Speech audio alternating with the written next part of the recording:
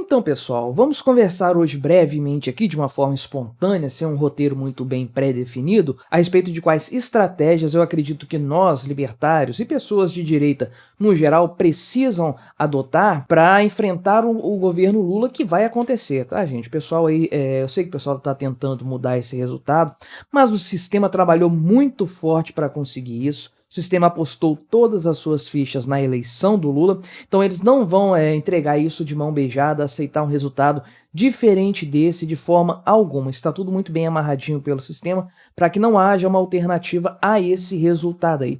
Apostaram tudo numa vitória do Lula, ele ganhou com uma margem muito apertada, mas isso é suficiente para o Estado. Não haverá mudança de resultados eleitorais, isso aí a gente sabe que não vai acontecer porque o sistema se blinda contra essas coisas e seria assim, o sistema teria que entregar aquilo que é de mais importante para ele, que são os resultados eleitorais, né, que é o que supostamente legitima o poder dessa gente, a vontade do povo, né? Então eles não vão entregar isso aí, infelizmente isso não vai acontecer. Então sim, devemos nos preocupar com eleições as próximas, porque serão regras diferentes. Depois eu vou discorrer mais sobre esse meu pensamento. Mas vamos nos focar hoje aqui a respeito do que nós devemos fazer imediatamente para enfrentar um governo Lula, o próximo governo Lula.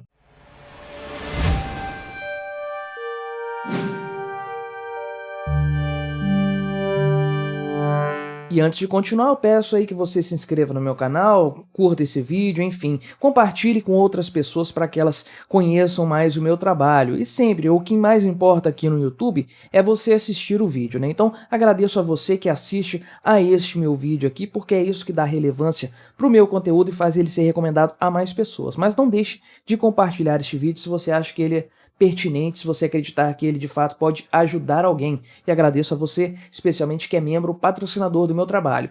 Mas, primeiro passo, o que eu acho que nós devemos fazer em relação ao governo Lula? É fazer aquilo que nós sabemos fazer de melhor, que é infernizar o governo, né?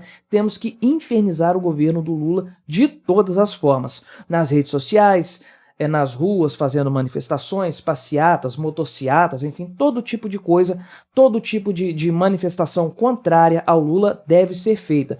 Devemos continuar aí nas redes sociais apontando os problemas do governo Lula, as incoerências, os erros dele, apontando aí também toda sorte de hipocrisia que é cometida por ele e por seus asseclas, enfim. Temos que sempre bater no governo do Lula o tempo todo, não podemos deixar folga para ele, não podemos dar folga para esse governo do Lula. Ele tem que sofrer do primeiro dia do mandato até quando ele durar no mandato aí. Sei lá o que vai acontecer no decorrer dos próximos anos, mas nós não podemos dar folga para ele. Mas isso é simples, é algo padrão, algo que a gente já faz até no automático, né? O que eu acho que deve ser feito do ponto de vista estratégico, coisas mais estratégicas, né? Primeiro, pedir aos legisladores aí, ou sei lá, vai que algum deles está me vendo, esse pessoal novo que foi eleito nessa eleição aí para ocupar um cargo no Senado Federal, ou então na Câmara dos Deputados, enfim, essa gente toda aí tem que trabalhar para obstruir o governo do Lula, infernizar ele do ponto de vista aí dos trâmites legais, né, da forma como os projetos de lei são apresentados e votados. Isso é uma coisa que a esquerda faz muito bem e que a direita não utiliza muito. Eu não entendo por quê.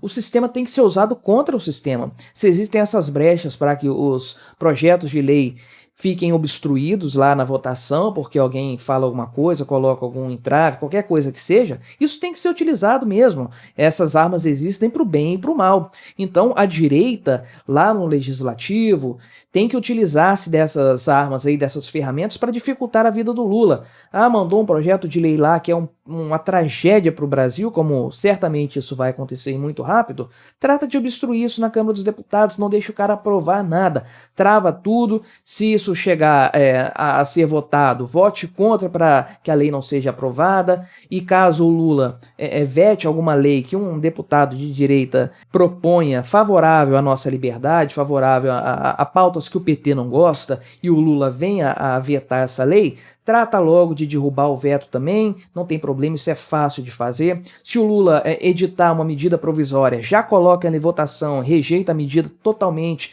para limar o poder do cara mesmo votar, né? A grande arma que existe hoje contra a esquerda no Brasil é o Congresso Eleitoral, que foi eleito este ano, né? Então aí é uma grande possibilidade de haver, de fato, um enfrentamento do Lula, né? No âmbito aí do prejuízo em relação às ideias legislativas que o Lula venha a propor. Até porque isso é muito importante, né? Uma blindagem contra os absurdos que Lula e sua turma certamente irão querer fazer a partir do próximo ano, né? Eles estão cheios de ideias aí para desfazer muita coisa boa que foi feita e para fazer toda sorte de tragédias em oposição a isso também. Então é importante obstruir totalmente o governo do Lula no âmbito do poder legislativo e no judiciário também, tá certo? Agora esses caras aí, o Cássio Nunes, o outro lá, o terrivelmente evangélico, eles têm que mostrar serviço agora, mostrar o motivo pelo qual eles foram colocados lá. Entrou uma votação aí que vai ser boa pro Lula, que o pessoal, os outros do STF estão tendendo aí a aprovar para beneficiar o Lula, pede vistas disso aí e deixa o troço engavetado. Trata de obstruir também no judiciário, prejudicar o andamento dessas ações no STF. Por outro lado, conceder liminares aí, favorecendo algumas coisas positivas e contrárias ao governo do PT, mesmo que isso caia no próprio STF depois, isso pelo menos vai mostrar para todo mundo que a corte está dividida, né? Que não há uma unanimidade ali e que de fato existe para onde correr ali, existe uma alternativa nessa história. Outra coisa também é pedir o impeachment do Lula no primeiro dia. Chover pedidos de impeachment o tempo todo, porque é isso que a esquerda sempre faz, né? Temos que repetir algumas táticas que a esquerda, de forma organizada, sempre adotou, né? Eles usam isso para o mal, vamos usar isso para o bem, para prejudicar o Lula. Então, pedidos de impeachment o tempo todo, povo indo na rua para pedir também, deputado entrando com ação, uma hora isso aí acaba vingando, acaba passando. Tática seguinte é ridicularizar o Lula, ele não pode ser levado a sério em hipótese alguma. Temos que fazer memes ridicularizando o Lula, fazendo aqueles recortes de falas dele em que ele disse absurdos, coisas completamente sem sentido ou mesmo ofensivas, colocar tudo isso sempre em evidência o tempo todo na internet, mandar nas redes sociais, enfim, não deixar jamais de ridicularizar o Lula, isso é fundamental. Ele não pode ser tratado, especialmente por nós da direita, por nós libertários, como uma figura séria. Lula não é sério, gente, Lula é um bandido que foi solto pelo STF, né? Eles soltaram a besta para que ele pudesse concorrer aí, derrubar o Bolsonaro, vencer o Bolsonaro, para que o sistema se mantivesse de pé. Então, isso aí foi uma estratégia do sistema, colocar uma figura ridícula dessas para ser presidente da República. Isso desmoraliza a nós brasileiros. Então, o mínimo que nós devemos fazer é não levar o Lula a sério, né? Toda vez que ele fizer um discurso, fazer uma montagem com isso aí, vaiar o Lula em público, né? Quando ele aparecer, ele vai ter que aparecer publicamente. Até agora ele não está aparecendo, mas uma hora ele vai ter que aparecer. Então, vaiar o Lula mesmo, fazer cartazes, postagens em redes sociais, toda sorte de forma de ridicularizar o Lula e mostrar a verdadeira face dele deve ser feita. Recordar coisas antigas que o Lula fez também é importante.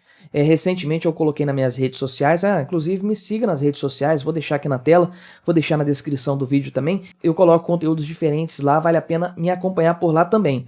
Mas eu fiz aí uma pergunta a respeito da usina de Belo Monte. Ninguém lembra da usina de Belo Monte. Você lembra da história da usina do Belo Monte? Isso foi feito na época do governo Lula, no segundo mandato dele. Uma tragédia ambiental de proporções épicas, né? Alagaram a parte enorme da floresta, tiraram terras indígenas, destruíram a parte da biodiversidade da região, soterraram ali, ou enfim, colocaram água em cima de recursos minerais valiosos, até ouro tinha naquela região ali. Então, fizeram tudo isso para um ganho energético que nem é tão expressivo assim no fim das contas. Por que fizeram isso? Para ajudar empreiteiras. A gente sabe disso hoje, mas o pessoal esqueceu, o pessoal fica falando, o Lula vai preservar o meio ambiente, o Bolsonaro é um problema para o meio ambiente. Quando o Lula construiu a usina de Belo Monte, na Amazônia, alagou um pedação da Amazônia ali e teve mais queimadas na época do Lula do que do Bolsonaro. Então, a gente tem que expor isso o tempo todo, não podemos dar folga em hipótese alguma para o Lula, até no campo das ideias. E principalmente, para mim, o que é o mais importante de todos, nós temos que manter a janela de Overton mais alinhada com a direita. A gente não pode deixar o discurso público voltar para a esquerda. A duras penas, nós conseguimos fazer a janela se deslocar para o nosso lado, né? Então, nós não podemos deixar que o debate público volte a se pautar por ideias de esquerda como se isso fosse algo bom, algo positivo. Lembre-se sempre, independente de você confiar ou não nos resultados eleitorais, mas quem votou no Lula, digamos aí 60, 70% do eleitorado dele, não são pessoas políticas, não são pessoas politizadas. É a gente que nunca saiu nas ruas para apoiar o Lula, nunca saiu nas ruas para vaiar o Bolsonaro. São pessoas que não têm uma consciência política muito bem formada. E nisso nós temos muito mais vantagem em relação aos eleitores do Lula, né? Então, o debate público tem que ser pautado por nós, pessoas que temos conhecimento e entendimento das coisas como elas realmente são. Então, temos que sempre ficar falando, privatização, tem que privatizar. O que vai ser privatizado? Falar o mal que é empresas estatais na mão do Estado, na mão de políticos, o quanto isso faz mal para o país. Temos que falar da necessidade de nós termos armamentos, da população ter direito ao acesso a armas de fogo. Temos que falar do problema que é o governo ficar imprimindo dinheiro, aumentando a dívida, o tempo todo falando que o Lula fazer isso vai causar inflação e depois mostrar a inflação quando ela acontecer. Enfim, temos que continuar pautando o discurso público, porque é nesse espaço, no espaço das ideias, que a esquerda sempre teve a sua hegemonia, mesmo quando ela não estava no poder, né? Temos que aprender essa lição da esquerda também. Militares estavam no poder aqui no Brasil, não que os militares brasileiros fossem grande coisa em matéria de liberdade econômica, liberdades individuais, muito pelo contrário. Mas, enfim, a esquerda estava fora do poder aqui no Brasil, mas ela nunca deixou de dominar o campo das ideias. Então, a direita não está mais no governo do Brasil. Beleza, vamos continuar governando o campo das ideias, que é onde nós somos mais fortes, porque em um momento isso aí a coisa vai virar e o poder vai voltar para a direita também, querendo a esquerda ou não, porque quem vence essa batalha é o campo das ideias. Pare para pensar que nós, com nossas redes sociais, grupos de WhatsApp, nossas conversas entre amigos, uma coisa descentralizada, nós por pouco fomos vencidos pelo grande sistema com todas as suas forças e a grande mídia jogando a favor.